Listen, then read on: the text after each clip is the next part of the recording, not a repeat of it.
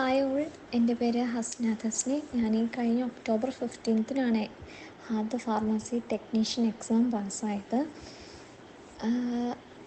ഞാൻ മെഡ്വെഞ്ചറിൽ ഒരുപാട് മുന്നേ ജോയിൻ ചെയ്ത ഒരാളാണ്.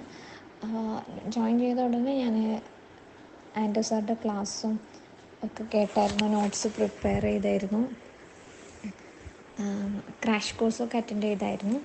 പക്ഷേ എൻ്റെ ഹെൽത്ത് ഇഷ്യൂസും പേഴ്സണൽ റീസൺസും കാരണം എക്സാം എഴുതാൻ കുറച്ച് ഡിലേ ആയിപ്പോയി. അപ്പോഴത്തേന് എൻ്റെ ആപ്പ് വാലിഡിറ്റി തീർന്നായിരുന്നു. സോ എനിക്ക് ക്ലാസ് ഫുൾ കംപ്ലീറ്റ് കേൾക്കാൻ കഴിഞ്ഞിട്ടില്ല. അതിൻ്റെ എല്ലാവിധ ഒരു ബുദ്ധിമുട്ടും എനിക്ക് എക്സാമിന് ഉണ്ടായിരുന്നു. പിന്നെ എൻ്റെ മെൻറ്ററായിട്ടുണ്ടായിരുന്നത് ഫൗസ മിസ്സാണ്, ഫൗസ അമീർ മാം. വളരെ ഹെൽപ്ഫുള്ളായിട്ടുണ്ട് എനിക്ക്.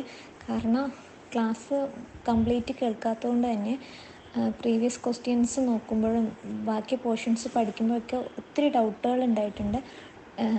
ഒത്തിരി കൺഫ്യൂഷൻസൊക്കെ ഞാൻ ക്ലിയർ ചെയ്തത് മാമിന് മെസ്സേജ് ചെയ്തിട്ടാണ്.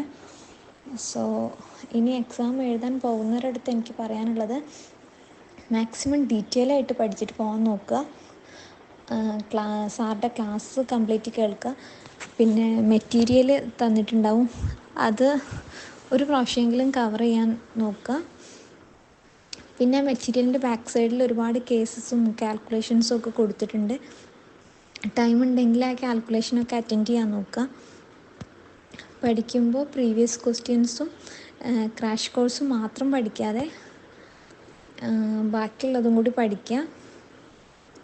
കാരണം എനിക്ക് മുന്നത്തെ പോലെ ഒരു 80% ഒന്നും പ്രീവിയസ് ക്വസ്റ്റ്യൻസ് അല്ല വന്നിട്ടുള്ളത്. ഒരു 60-70% പ്രീവിയസ് ക്വസ്റ്റ്യൻസ് വന്നിട്ടുണ്ട് തോന്നുന്നുണ്ട്. പക്ഷേ ആ ക്വസ്റ്റ്യൻസൊക്കെ അതേപോലെയല്ല ചോദിച്ചത്, കുറച്ചും കൂടി ട്വിസ്റ്റഡ് ചെയ്തിട്ടും കുറേ ചേഞ്ചസ് വന്നിട്ടുണ്ട്. ഓപ്ഷൻസിൽ ചേഞ്ചസ് വന്നിട്ടുണ്ട്, ക്വസ്റ്റ്യനിൽ ചേഞ്ച് വന്നിട്ടുണ്ട്. സോ പഠിക്കുമ്പോൾ വൺ വേർഡിൽ ആൻസർ പഠിക്കാതെ അതിൻ്റെ റീസൺസും കൂടി പഠിക്കുക. ഡൗട്ടുള്ളത് അപ്പം തന്നെ ക്ലിയർ ചെയ്തിട്ട് പഠിക്കുക. പിന്നെ ക്ലാസിഫിക്കേഷൻസ് ഇമ്പോർട്ടൻ്റ് ആണ്. ക്ലാസിഫിക്കേഷൻ പഠിക്കുമ്പോൾ ബ്രാൻഡ് നെയിംസ് ഇൻക്ലൂഡ് ചെയ്തിട്ട് പഠിക്കാൻ നോക്കുക.